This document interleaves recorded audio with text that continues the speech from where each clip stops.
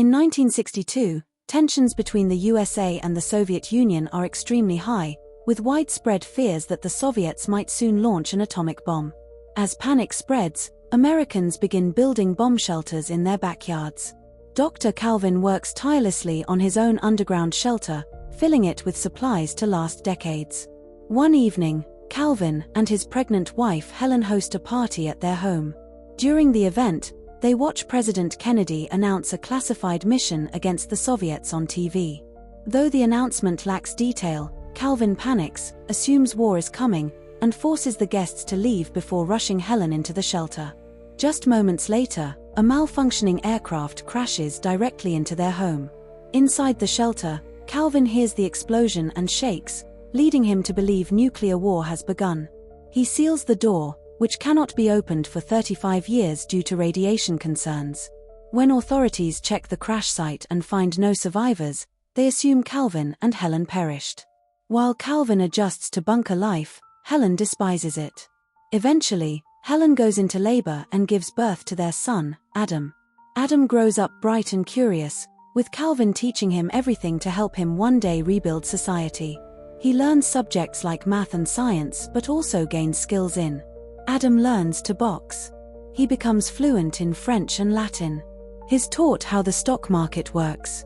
Helen shows him how to handle chores and even teaches him to dance.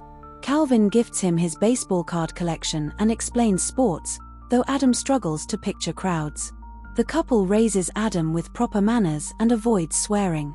Over the years, they settle into a routine that includes pretend shopping in their in-shelter minimart, simulated fishing using a water tank, gardening and caring for plants, building Adam his own extra room. They enjoy leisure time in a lounge for reading and games. Meanwhile, the property above changes hands multiple times, becoming first a diner, then a pizza place, and finally a nightclub. In 1995, Adam turns 33 and celebrates with homemade gifts. As he blows out his candles, he wishes to find love one day. Helen notes there are only 2 years left, and Calvin admits he'll miss the bunker, frustrating Helen. In 1997, the door finally opens after 35 years. Though excited, Calvin insists on inspecting the outside first. Wearing a hazmat suit, he ascends and emerges in an abandoned building full of drunk squatters. One of them, Melka, faints at the sight of him. Outside, Calvin is horrified by graffiti, weapons, adult shops, and strange fashion. Terrified, he returns to the bunker, reporting the world is still a wasteland filled with mutants. His claim pushes Helen to a breaking point. Furious, she argues that Adam deserves to see nature and explodes in anger. Calvin resists, but the stress causes him to suffer a heart attack. With supplies running low, Helen sends Adam out for groceries. She gives him money, a list, and advises him to stay at the Holiday Inn and maybe meet a normal woman. Before leaving, Calvin warns him to avoid the adult video store due to radiation. Outside, Adam discovers Melka has built a shrine around the elevator, treating Calvin as a prophet. Adam is overjoyed by the sky, buildings, and people, though his cheerfulness confuses others. When he sees a black woman, he greets her with a word he doesn't realize is offensive due to his sheltered upbringing. Passing the adult video store, he holds his breath and warns others too. He gets on a bus and panics as it moves. His outdated speech and odd behavior confuse the passengers. Eventually, Adam reaches a grocery store and begins buying supplies. A butcher suggests delivery for larger orders, prompting Adam to realize he doesn't know the address. Panicked, he leaves and spends the day trying to find the bunker again. With money running low, Adam enters a hobby shop to sell his father's baseball cards. The shop owner tries to scam him, offering only $500 for the valuable collection. Before the sale goes through, his assistant Eve intervenes and exposes the scam. Eve quits her job on the spot, impressing Adam. Adam asks her to help him reach the Holiday Inn. Eve initially refuses but changes her mind when offered 2 cards as payment. On the ride, Adam selects only old songs, which Eve finds unusual. She drops him off at the hotel and leaves without a word. Adam marvels at the 18th floor view and enjoys color TV. The next morning, Eve returns to give back the cards, feeling guilty. Adam offers her a new job as his assistant to help gather supplies. Eve agrees and they go on a massive shopping spree, using trucks for transport.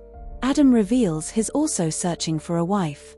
Afterward, Eve introduces Adam to her roommate Troy, who finds his reactions to modern tech suspicious. Adam lies, saying he's from Alaska. Meanwhile, Helen ventures out but retreats after seeing Melka worshipping them. The next day, Troy gives Adam a makeover, making him look more modern. Eve and Troy introduce Adam to new experiences like dancing, skateboarding, and the ocean. Overjoyed, Adam jumps right into the sea. He later watches a baseball game and finally understands his dad's passion for it. One rainy day, Adam stands in or under the downpour. When Eve checks on him, he hugs her, calling it a miracle. That evening, they take him to a swing club to meet women. Adam's charm quickly draws attention. Eve becomes jealous when her rival flirts with him. She warns Adam to be careful with women. Adam dances with someone else and dazzles everyone. Eve's ex mocks Adam, but Adam uses his boxing skills to scare him away. Eve leaves the club upset. Troy tells her Adam left with the rival girl, making Eve realize she loves him. Before she can drive off to find him, Adam knocks on the car window. She falls, and he helps her inside and tends to her wounds. Adam confesses he rejected the others because he loves Eve. They kiss. Adam then tells her the truth about his life and his parents, proposing they live together in the bunker. Eve thinks he's mentally unstable and kicks him out. The next day, Troy teaches Adam to drive. Adam sees the adult store and finds the building above his bunker. Excited, he rushes to tell Eve, but finds two psychiatrists waiting. Adam plays along but escapes when he sees a chance. One doctor calls the police, but Eve stops her, realizing her mistake. Adam gives Eve his hotel key before escaping in a truck and accidentally hitting the psychiatrist's car.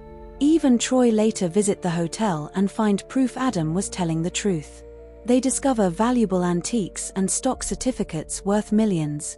Adam returns to the bunker and reunites joyfully with his parents.